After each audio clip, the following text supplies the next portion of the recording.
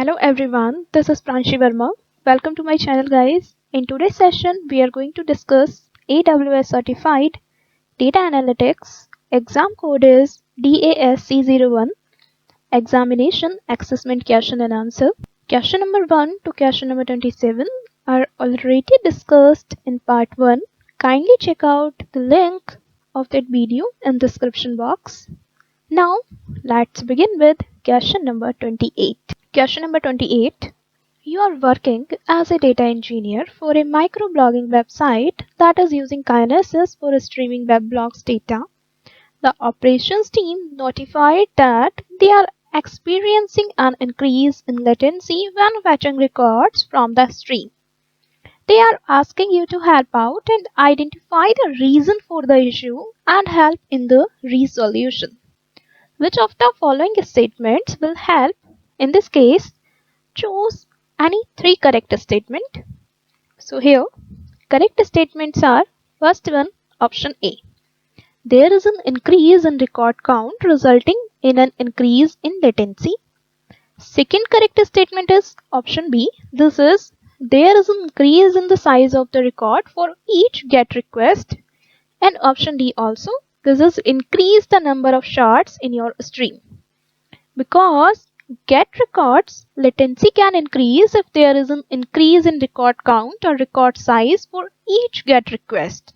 If you try to restart your application while the producer was ingesting data into the stream, records can accumulate without being consumed. This increase in the record count or amounts of data to be fetched increase the value for GET records. Latency. Additionally, if an application is unable to catch up with the ingestion rate, the iterator age gets increased. In this way, statement A, statement B, and statement D. They are correct here. And kindly note down, enabling server-side encryption on your Kinesis data stream can also increase your latency. Okay, I hope this question is clear now. Now, next question. Which of the following is true about rate limiting features on Amazon Kinesis? Choose any two features. Option A, B, C, D are given here. Correct options are option B and option C. Okay, option B is rate limiting in the only possible through Kinesis producer library. And option C, rate limiting is implemented using tokens and buckets with Amazon Kinesis. They both are correct here. Okay, if we are talking about option A, rate limiting is not possible with Amazon Kinesis and you need MSK, managed streaming for Apache Kafka, to implement rate limiting, is incorrect because as rate limiting is possible with Kinesis. Okay. Option D, rate limiting uses a standard counter implementation, is also incorrect here because as rate limiting is implemented using a token bucket algorithm with separate buckets for both Kinesis data streams, records and bytes. Okay, and option E here, rate limiting threshold is set to 50% and is not configurable, is also incorrect because as this threshold is configurable but by default is set 50% higher than the actual shard limit to allow shard saturation from a single producer. Okay, in this way here, correct answers are option B and option C. 4. True about rate limiting features on Amazon Kinesis. Next question. What is the default data retention period for a Kinesis stream? Correct answer is option B, 168 hours. Amazon Kinesis data streams supports changes to the data record retention period of your stream. A Kinesis data stream is an ordered sequence of data records meant to be written to and read from in real time. Data records are therefore stored in shards in your stream temporarily, but the time period from when a record is added to when it's no longer accessible is called the retention period. And a Kinesis data stream stores record from 24 hours by default and configurable up to 168 hours. Okay, in this way here correct answer is option B, 168 hours is the default data retention period for a Kinesis stream. Next question, which of the following options help improve efficiency with Kinesis producer library? Choose any two. So here correct answers are option A, aggregation, and option B, collection also. Because the KPL supports two types of batching. KPL is what? Kinesis producer library. First one, aggregation. Aggregation is storing multiple records within a single Kinesis data streams record. Aggregation means storing multiple records within a single Kinesis data stream records. Second one, collection. Collection means using the API operations put records to send multiple Kinesis data streams records to one or more shards in your Kinesis data stream. Okay, next question. Which of the following services are valid destinations for Amazon Kinesis Firehose? Choose any three. In this question, correct answers are option A, Amazon S3, and option C also, Amazon Elasticsearch, and option D, Amazon Redshift.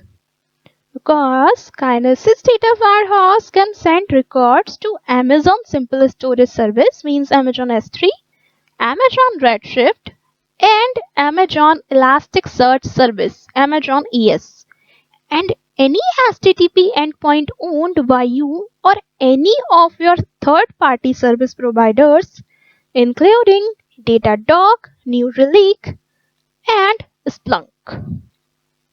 Okay. Next question. Which of the following is a valid mechanism to do data transformations from Amazon Kinesis Firehose? Here, correct answer is option D, AWS Lambda. AWS Lambda is a valid mechanism to do data transformations from Amazon Kinesis Firehose because Kinesis Data Firehose can invoke your Lambda function to transform incoming source data and deliver the transformed data to destinations.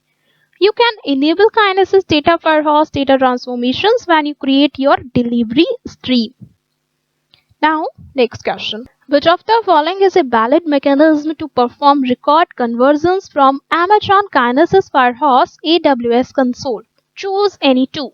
Two valid mechanisms are first one, Apache Parquet, and second one, Apache ORC, option B. Okay, Kinesis Firehose can convert data to Parquet and ORC. Option C, Apache Avro, is incorrect because as it's unsupported, and option D, Apache Pig, also incorrect because as it's not a file format. Okay, next question. You are working as a data engineer for a mid-sized boating company that is capturing data in real time for all of its boats connected by a 3G 4G connection. The boats typically sail in areas with good connectivity and data is lost from the IoT devices on the boat to a Kinesis stream is not possible. You are monitoring the data arriving from the stream and have realized that some of the records are being missed. What can be the underlying issue for records being skipped? Question is sometimes lengthy, but it's very important for your upcoming examination. And here, according to this question, correct answer is option B. Process records function is throwing exceptions that are not being handled and hence the missed records. Okay, option B is correct here because the most common cause of a skipped record is an unhandled exception thrown from process records. The Kinesis client library KCL release on your process records code to handle any exceptions that arise from processing the data records. Any exception thrown from process records is absorbed by the Kinesis client library. Right? Next question. How does Kinesis Data Firehose handle server-side encryption? Choose any three. Here, according to Kinesis Data Firehose handles server-side encryption. Correct options are option B, Kinesis Data Firehose server-side encryption depends on the data source. Option C, Kinesis Data Firehose doesn't store the unencrypted data at rest when the data source is a Kinesis data stream encrypted by AWS KMS. Is also correct here. And option E, when data is delivered using direct put, you can start encryption by using a start delivery stream encryption. Is also correct here, because if you have sensitive data, you can enable server-side data encryption when you use Amazon Kinesis data firehose. How you do this depends on the source of your data. Okay, everything is depends on your source of your data, right? Next question. How can you start an AWS Glue job automatically after the completion of a crawler? Choose any two. Here, according to your correct answer are option B and option D. Because when you start an AWS Glue job automatically after the completion of a crawler, first one, create an AWS Lambda function using Amazon CloudWatch events rule. And next also, option D, this is not possible because you have to run it manually. Is also correct here, because option B, create an AWS Lambda function using Amazon CloudWatch events rule, is correct here, because it's not possible to use AWS Glue triggers to start a job when a crawler run completes. Okay, so option A, use AWS Glue triggers to start a job when the crawler run completes, is incorrect in this question. Now, use one of the following method instead. First one, create an AWS Lambda function and an Amazon CloudWatch events rule. When you choose this option, the Lambda function is always on. It monitors the crawlers regardless of where or when you start it. You can also modify this method to automate other AWS Glue functions. Okay, so option D, this is not possible. You have to run it manually, is also correct regarding this question. Right, next question. You are working as a consultant for an advertising agency that has hired a number of data scientists who are working to improve the online and offline campaigns for the company and using AWS Glue for most of their data engineering workloads. The data scientists have broad experience with EdTech workloads and before joining the team have developed Python libraries that they would like to use in AWS Glue. How can they use the external Python libraries in an AWS Glue job? Choose any two. According to this question, correct answers are option B and option C. Because to use an external library in an Apache Spark ETL job, the steps are: first one, package the library files in a .gif file, means unless the library is contained in a single .py file. Second step is upload the package to Amazon Simple Storage Service, Amazon S3. And third and last step is use the library in a job or job run. Okay, in this way, here correct answers are option B, package the libraries in a .gif file and upload to Amazon S3.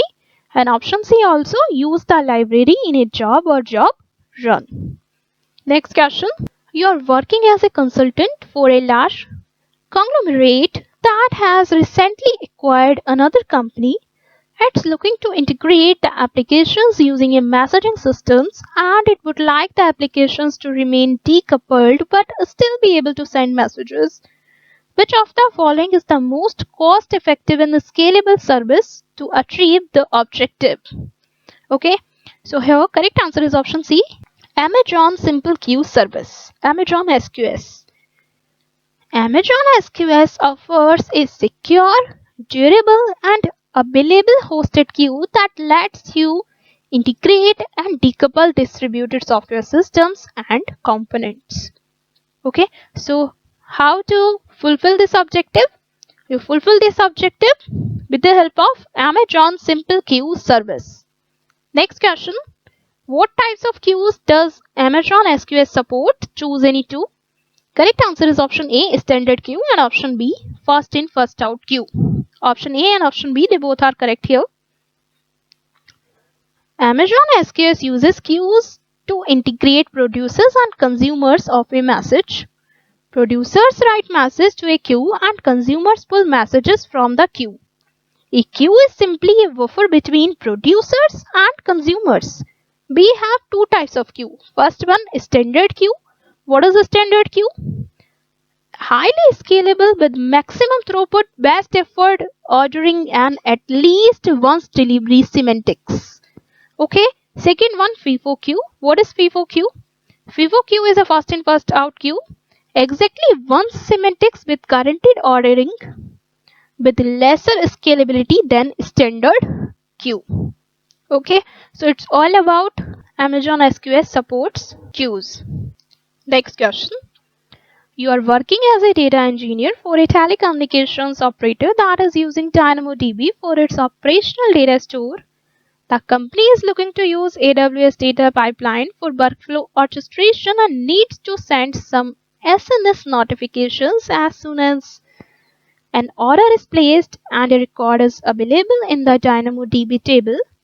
What is the best way to handle this? What is the best way to handle this problem? So according to this problem, correct answer is option D. Use the preconditions available in AWS data pipeline. Okay, because you can use a combination of the following preconditions. First one, DynamoDB data exists checks whether data exists in specific DynamoDB table or not. Second condition is DynamoDB table exists checks whether a DynamoDB table exists or not. Right? Next question. You have been consulting on the AWS Analytics platform for some years now. One of your top customers has reached out to you to understand the best way to export data from its DynamoDB table to its data lake on S3, Simple Storage Services. The customer is looking to keep the cost to a minimum and ideally not involve a consulting expertise at this moment. What is the easiest way to handle this? According to this question, correct answer is option D. Easiest way to handle this is use AWS data pipeline to copy data from DynamoDB to Amazon Simple Storage Services. Okay, because DynamoDB data node defines a data node using DynamoDB, which is specified as an input to a Hive activity or EMR activity object. Simple Storage Service data node defines a data node using Amazon S3. By default, the Simple Storage Service data node uses server-side encryption. If you would like to disable this, set S3 encryption type to none. So this is the best way and easiest way to handle this problem. Now next question. You are built your organization's data lake on Amazon S3. You are looking to capture and track all requests made to an Amazon S3 bucket. What is the simplest way to enable this? So the simplest way to enable this is use Amazon S3 server access logging. This is very simple way to access this. Server access logging provides detailed records for the requests that are made to a bucket. And server access logs are useful for many applications. For example, access log information can be useful in security and access audits. Right? So here correct answer is option D. Just use Amazon S3 server access logging. Next question.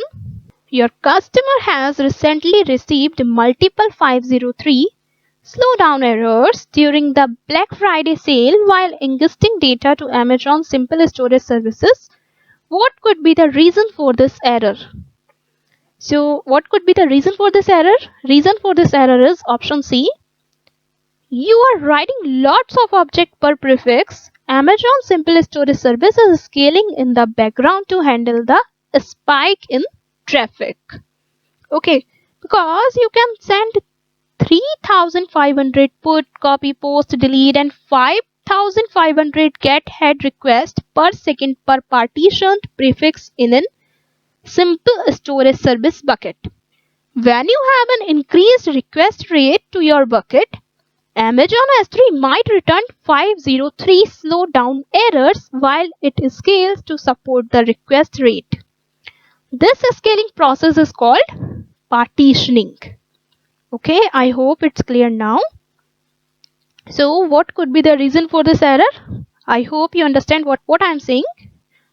Just you are writing lots of object per prefix. Amazon S3 is scaling in the background to handle the spike in traffic.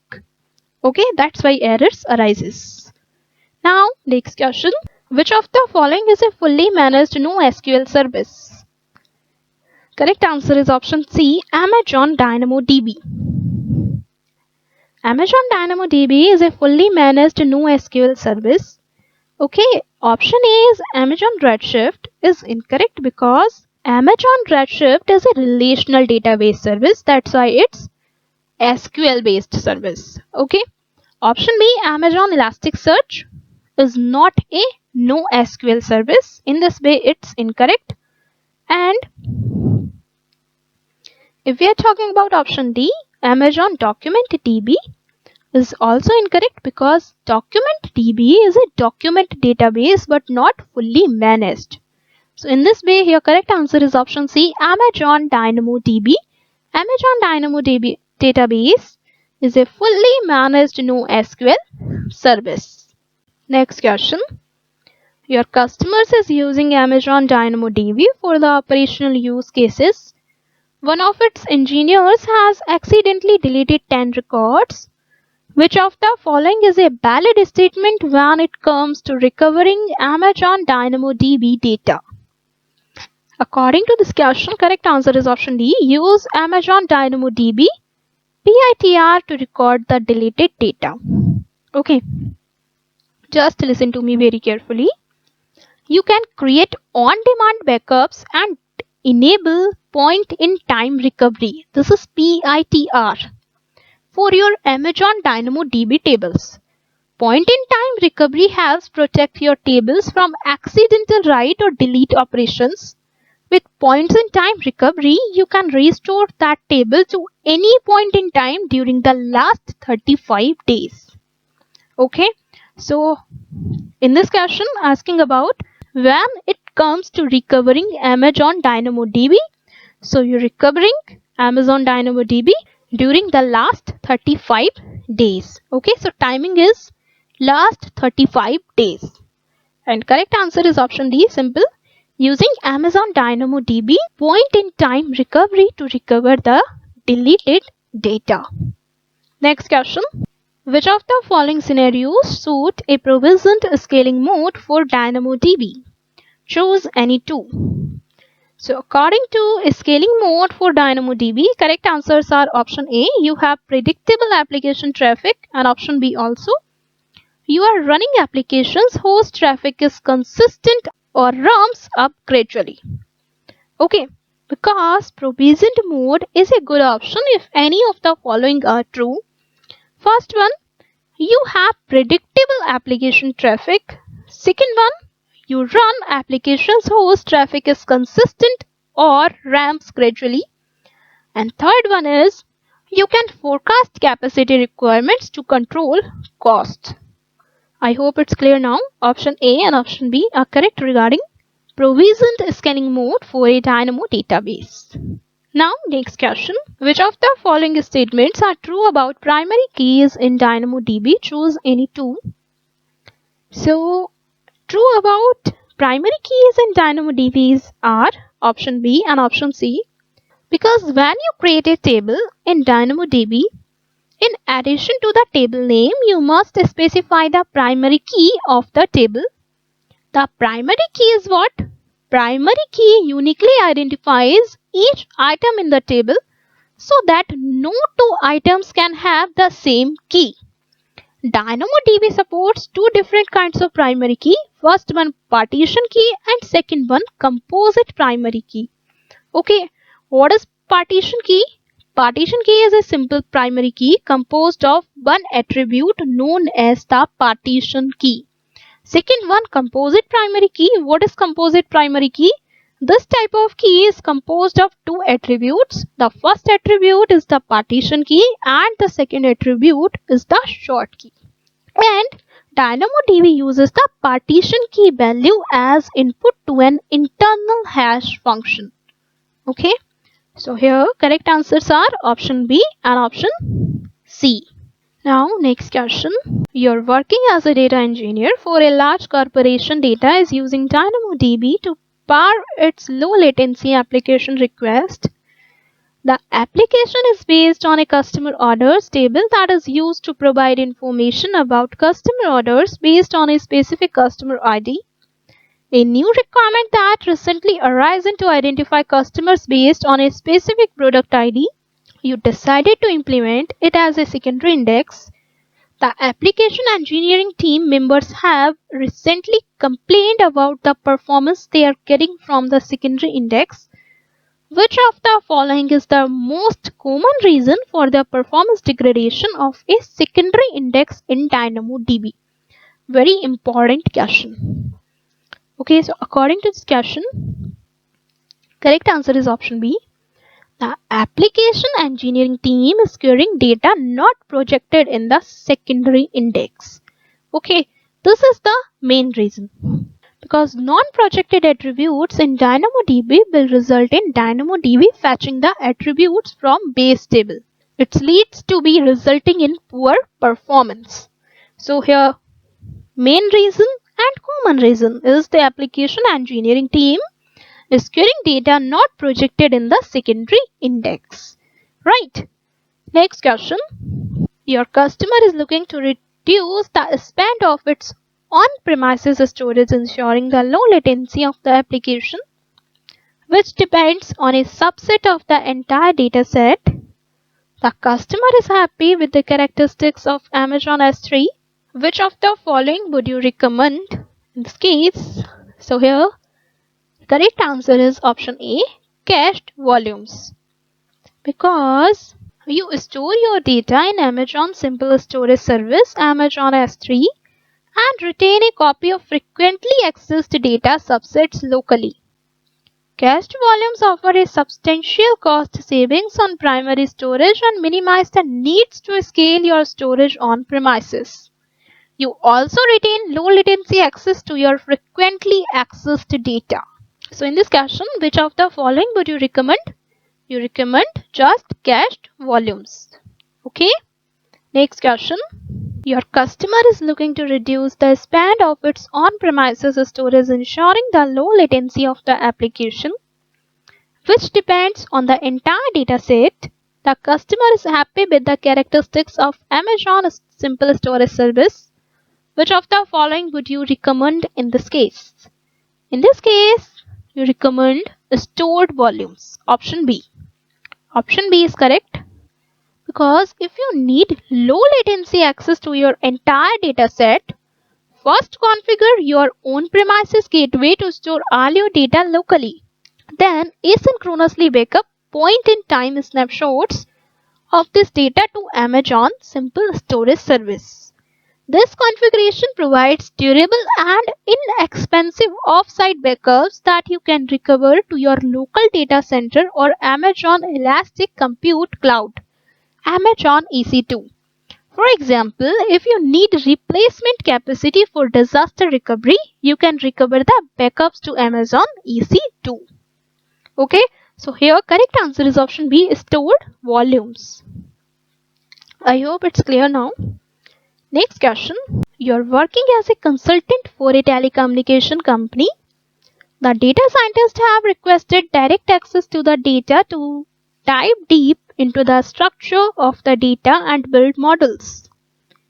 They have good knowledge of SQL.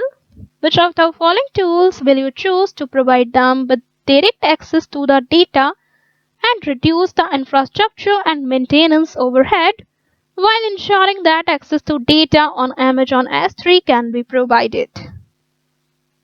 According to this question, correct answer is option B, Amazon Athena.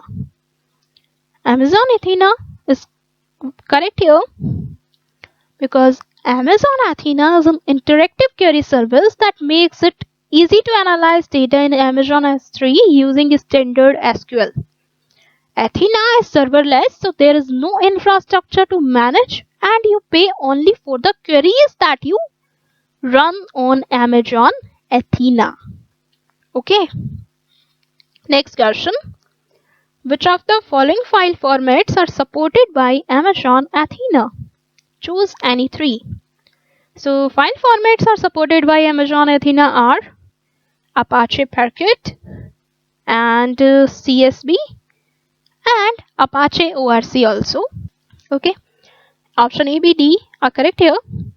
Amazon Athena supports a wide variety of data formats such as CSV, TSV, JSON and text file, and also supports open source columnar formats such as Apache ORC and Apache Parquet also. Athena also supports compressed data in Snappy, GZlib, LZO and gzip formats. By compressing partitioning and using columnar formats, you can improve performance and reduce your cost. Okay, so it's all about file formats are supported by Amazon Athena. Next question. Your EMR cluster is facing performance issues. You are looking to investigate the errors and understood the potential performance problems on the nodes. Which of the following nodes can you skip during your test? So, during test, ladder node option D, you can skip. Because during test, you can skip ladder node option D. Okay, because ladder node is an Amazon Redshift terminology.